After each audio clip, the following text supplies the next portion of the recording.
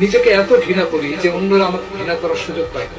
অথবা বলা যেতে পারে তারাও নিজেদের ঘৃণায় এত ব্যস্ত যে অন্যদেরকে ঘৃণা করার সময় তারা আর পায় না। এই জন্য তারা এক এক সময় আত্মশ্লাঘায় হিরোশিমার পারমাণবিক বোমার মতো দানবিক প্রতি হিংসা পরায়ণ হয়ে ওঠে, যার ফলাফল অনিবার্য মরুভূমি এবং মহামারী।